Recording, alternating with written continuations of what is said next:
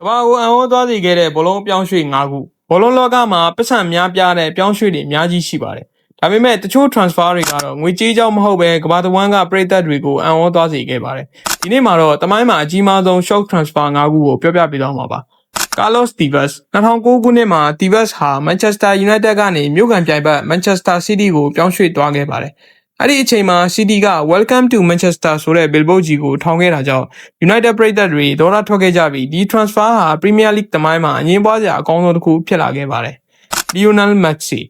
ကဘာစီလိုနာမှာပဲအနားယူမယ်လို့လူတိုင်းယုံကြည်ခဲ့ကြပါတယ်။ဒါပေမဲ့2021ခုနှစ်မှာဘာစီလိုနာရဲ့ငွေကြေးနဲ့စီးပွားရေးပြဿနာတွေကြောင့် Messi ဟာ PSG ကိုပြောင်းရွှေ့ခဲ့ရပါတယ်။ Messi သတင်းစာရှင်းလင်းပွဲမှာမျက်ရည်ကျခဲ့တဲ့မြင်ကွင်းကလည်းဘောလုံးပရိသတ်တွေရဲ့ရင်ထဲမှာဒီနေ့အထိကျန်ရှိနေသေးပါ။နေမှာ2019ခုနှစ်မှာ PSG ဟာနေမှာအတွက်ယူရို222တန်းကိုတခါတည်းပေးချေခဲ့ပြီးခေါ်ယူခဲ့ပါတယ်။ဒီပမာဏဟာအဲ့ဒီအချိန်ကဘောလုံးလောကအတွက်မယုံနိုင်လောက်အောင်ကြီးမားခဲ့ပြီး transfer market တစ်ခုလုံးရဲ့တန်ဖိုးကိုပြောင်းလဲသွားစေခဲ့ပါတယ်။ Cristiano Ronaldo 2018ခုနှစ်မှာ Champions League 3ချိန်ဆက်တိုက်ရပြီးနောက် Ronaldo ဟာ Real Madrid ကိုစွန့်ခွာက Juventus အသင်းကိုပြောင်းရွှေ့ခဲ့ပါတယ်။အဲ့ဒီသတင်းထွက်လာချိန်မှာဘောလုံးလောကတစ်ခုလုံးတိတ်ဆိတ်သွားခဲ့ပြီး Ronaldo တကယ်ထွက်သွားပြီလားဆိုတဲ့မေးခွန်းကိုလူတိုင်းမေးနေခဲ့ကြပါတယ်။ Luis Figo ဒါကတော့ဘောလုံးသမိုင်းရဲ့အကြော်ကြားဆုံးသစ္စာပေါက် transfer လို့တောင်ပြောလို့ရပါတယ်။2000ခုနှစ်မှာဘာစီလိုနာအသင်းကောင်းဆောင်ဖြစ်တဲ့ Figo ဟာအကြီးမားဆုံးပြိုင်ဘက် Real Madrid ကိုပြောင်းရွှေ့ခဲ့ပါတယ်။ Camp Nou ကိုပြန်လာတဲ့နေ့မှာတော့ပရိသတ်တွေကပလင်းတွေရာဝတ္ထုတွေအပြင်ဝက်ကောင်းအောင်ပြစ်ခဲ့ကြပါတယ်။ဒီမြင်ကွင်းဟာဒီနေ့အထိဘောလုံးသမိုင်းရဲ့အမတ်တရားအဖြစ်ကျန်ရှိနေသေးပါ